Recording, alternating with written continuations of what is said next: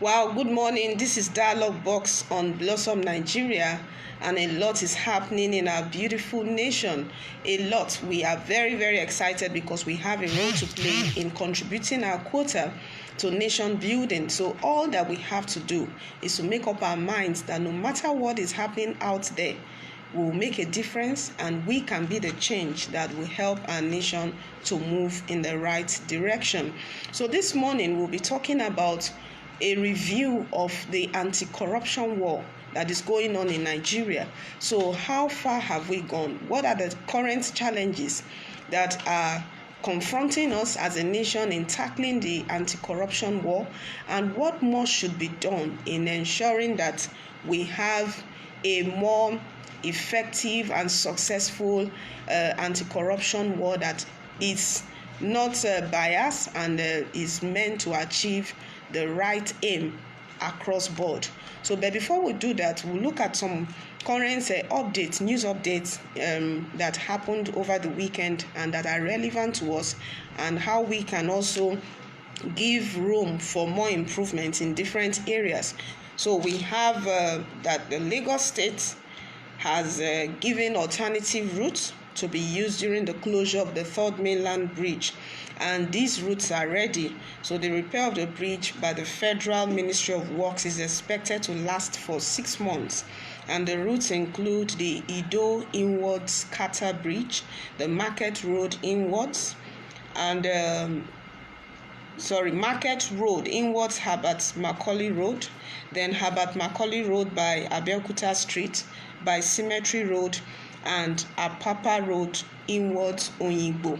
So these are the routes that are alternative routes that are ready. So people can use these routes while the third mainland bridge will start operations.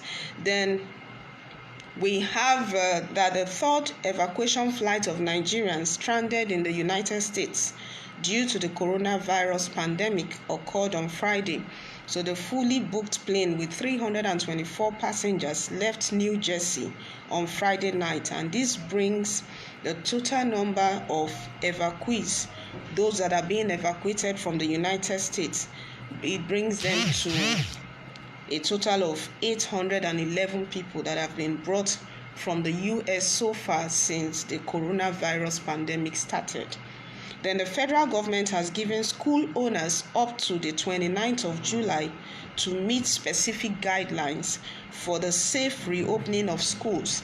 The Minister of State for Education, Emeka Nwajuba, said on the official site that the official date will be announced once the guidelines are in place. So these are like assurances for private school owners that once they have been able to meet up with the guidelines given by the federal government for the schools to reopen, then the schools can be allowed to open anytime from 29th of July. Then the Ecological Fund Office, EFO, on Friday handed over the Ogudwasa Gully Erosion and Flood Works in Abia State to a contractor, Messias Foldams Engineering, to handle the rehabilitation of the project.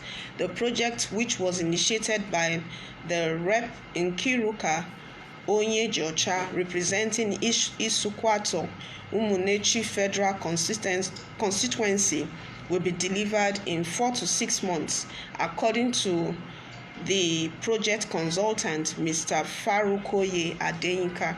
So that's a very good one coming from Abia State, and how the federal government is wading into the flood challenges that they've been having and the erosion problems. So this is a major one, and with the plans that they have in place, within 4 to 6 months the project should be concluded. Then the Center for Citizens with Disabilities, CCD, a non-governmental organization, on Saturday commended the Enugu State government for distributing palliatives to persons living with disabilities, PWDs, in the 17 local government areas of the state. So this is a major commendation coming for the Enugu State government, how they've been able to sustain those who are living with different forms of disabilities, and even giving them some very key palliatives, and that's a very big thumbs up for the Enugu State government. Then President Buhari has as represented by the Minister of Transportation, Rotimi Amaechi, has said that the Warri-Itakpe rail line was set for commissioning, meaning that they are ready, and that the main station, which is in Agbo, will be named after the former President Goodluck Jonathan. So the minister charged the staff members to improve on maintenance of the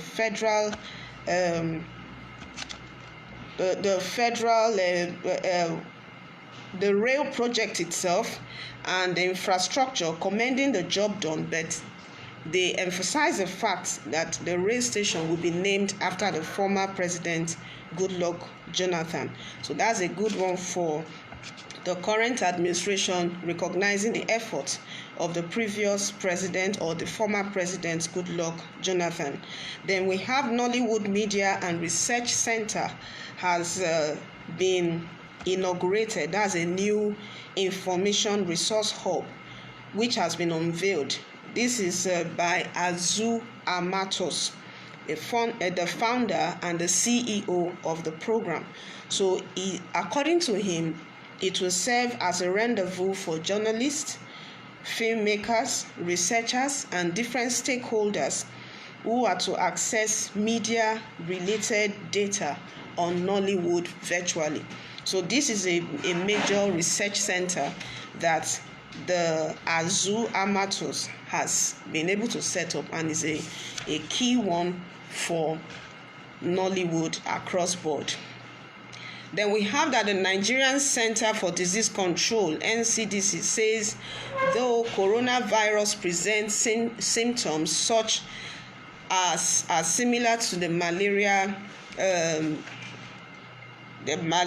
symptoms like high fever and fever, that both diseases are caused by different organisms, and they differ in their mode of transmission. So the NCDC has warned Nigerians against taking COVID-19 and malaria as the same infection. He said they are not the same, that even though they have similar symptoms, but the diseases are different and they should not be treated the same way. That's coming from the NCDC.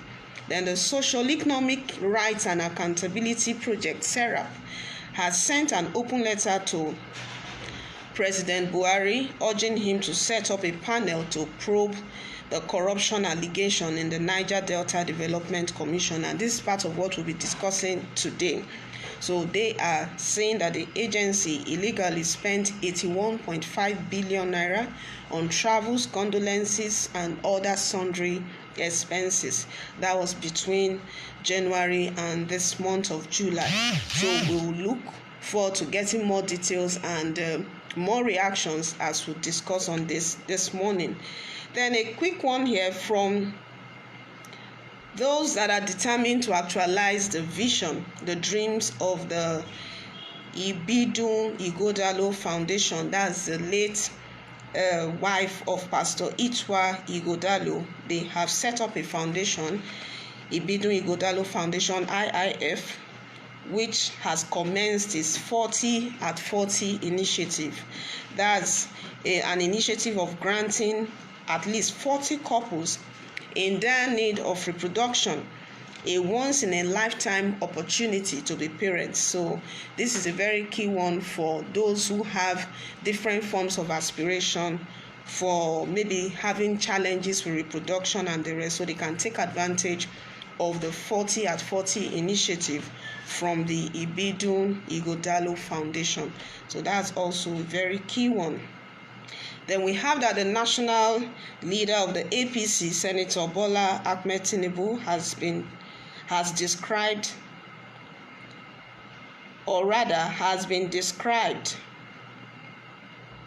Just a second. The national leader of the APC, Senator Ahmed Bola Tinubu, has described the nomination of the publisher of Premium Times, Mr. Dapo Olorunyomi, as one of the 4 winners of this year's International Press Award Freedom. or Press Freedom Award as a reward for untiring service to the nation. So this came from Ahmed Bola Tinubu to the winner of that award, Dapo Olorunyomi, who is the publisher of Premium Times. Then the president also sent his congratulatory message through his special advisor on media and publicity, Mr. Femi Adesina, in Abuja. So according to the president, the honor attests to his commitment to the ideals of journalism and freedom of press around the globe. So Olorunyomi wins the award alongside with other 3 journalists from Bangladesh, Iran, and Russia. So he is the Nigerian that won this particular award alongside other winners from Bangladesh, Iran, and Russia. So that's also a very good one coming for the Nigerian press on the international scene. So thank you so much for being a part of this. So we'll be moving straight on into our discussion this morning, how we as a nation can tackle this corruption issue and work on taking a very bold step towards eradicating it from our system, and also what must be done, what are the way forward to ensure that corruption doesn't become a pandemic of its own. That is like, let's use the word like a COVID-19 pandemic that people need to wear nose masks. No. But apart from wearing nose masks, what should be the way forward? Because we have a system now that is literally everywhere you turn to, you hear of one corruption case or the other, is either in the form of kickbacks or public officials that are being bribed for one thing or the other, or inflation of figures, budgetary allocation, siphoning of funds, different things. And to imagine that the Niger Delta Development Commission is having to be probed for the sum of 81.5 billion naira on travels, on different sundry expenses. So the question is, what should be the way forward, and what should be done to bring about lasting changes in these sectors that are really calling for serious attention? Corruption has become an issue of its own that needs to be given all the necessary attention. And remembering the fact that just over last week and even the last 2 weeks has been on the Economic and Financial Crimes Commission, how they themselves, who are supposed to trace and bring to book those who are found guilty of corruption, are now the ones that are being probed, that are now being in the eyes of the public. And now a lot of them, including the head, the chairman, Ibrahim Magu, who has been suspended. Other directors, 12 other directors, have also been suspended, and other forms of investigation are also going on, being led by the Presidential Investigative Committee. So now we have this Socio-Economic Rights and Accountability Project, a non-government organization, SERAP, is writing an open letter to the government and asking the president to set up another investigative panel to look into what exactly is happening in the NDDC, from infrastructural development to different that they can improve, aid the state government in those areas to do better. If this same agency is having to not to be able to account for about 81.5 billion, is too much to comprehend, and that's even a lot, because when you think of even what 1 billion can do, even in the education sector alone, you are wondering. So when people siphon money to the tune of billions, don't they think that, okay, what about the social responsibility that was placed on them? How much are they supposed to do in seeing to it that at least they do something to show the community development, different things that they can also be involved in seeing to it that there is a major, even if anything wants to go on in the form of corruption, not to the tune of what we are hearing now, 81.5 billion, there should be some major a check. There should be some form of and kind of every sector having to look inwards and see if we are to make progress as a nation and we are to move the way and in the direction we want to move, what should be the way forward. So we'd like you to send in your comments, your opinion, and let us talk about this. And whatever you think should be the solution to this, let's quickly look at it as we work out a way to improve our nation. And also beyond the political aspect of it, this is not just about an APC or PDP matter. This is a national epidemic of zone that should be given the necessary attention. So send us your thoughts, your comments. You can call us on 090-5252-5107. 090-5252-5107 is on the screen. So look at it, whatever else you think the government should do. In addition to what the SERAP has called for, you can also give us your take on it. And don't forget that last week there was a major controversial probe that the National Assembly engaged in, asking the current MD that has also been asked to step aside for now to come and give an account. And at the end of it all, they walked out on the National Assembly. And this is the team led by Professor Ponde. You know, it was really a very dramatic scene, and we believe that much more should be done to arrest this situation, not to talk about the one that the former MD herself also had to confront the Minister of the Niger Delta Affairs, that's Senator Godswill Akpabio, and how she even had to exchange words with him.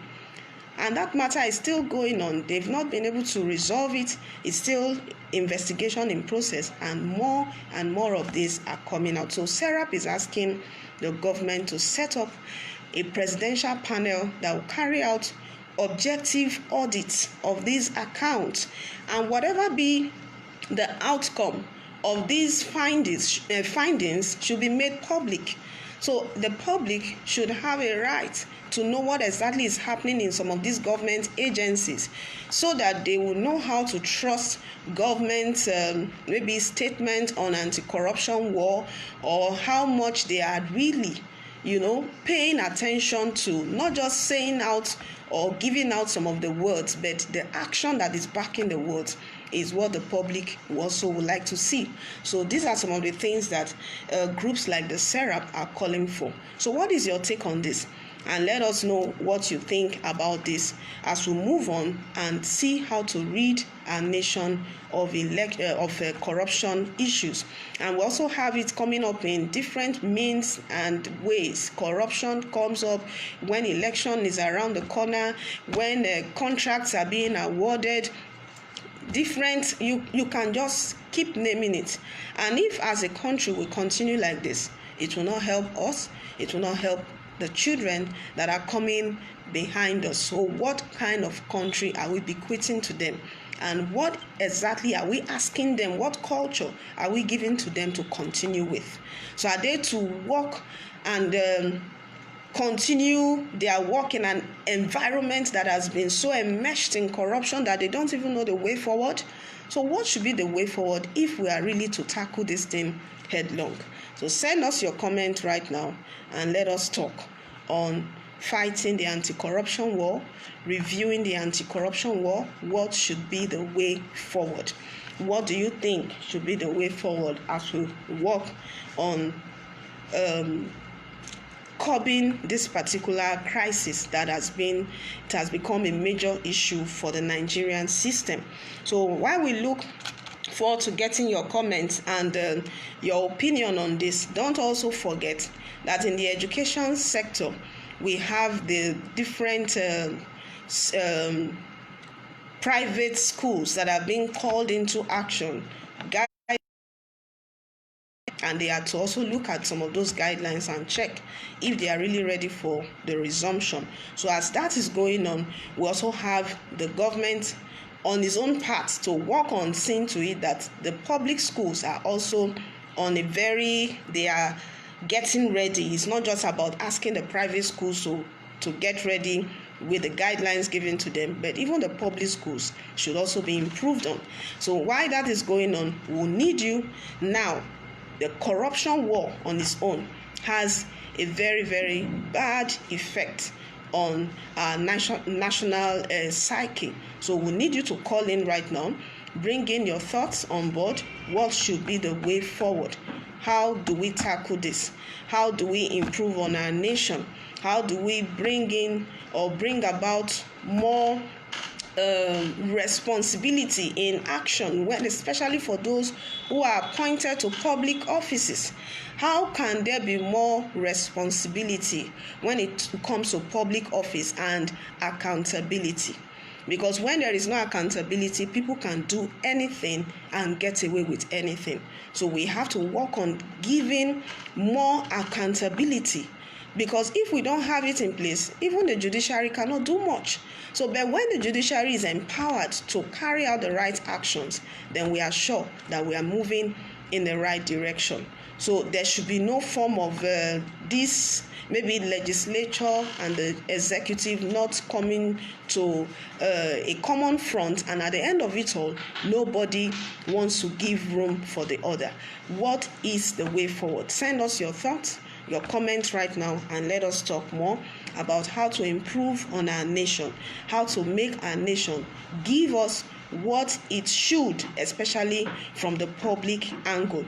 And while we are doing this, we are also asking you to send in more of such comments on our website, www.BlossomNigeria.com. Then we have our platform.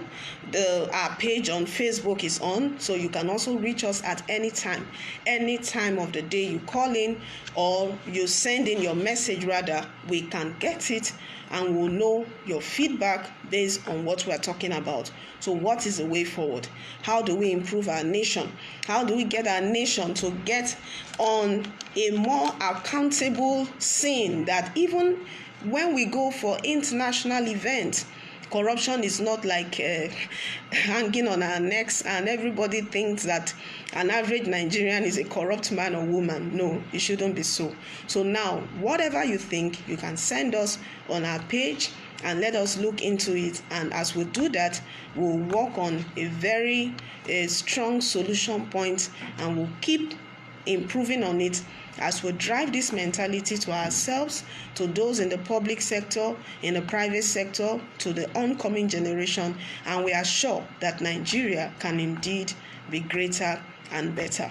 So we will give you more opportunity to do this. Like we have said, you can always reach us on our Facebook page, and tomorrow we'll also give room to talk more in the direction of getting our nation to improve. But this time around, we'll be looking at it from the financial angle, how the CBN, the Central Bank of Nigeria, through its Anchor Borrowers Program, ABP, how they intend to improve on the agricultural sector, and what we think we can do about it to take advantage of such an initiative, because they are offering 16 billion naira as what they can give out as part of the Anchor Borrowers Program.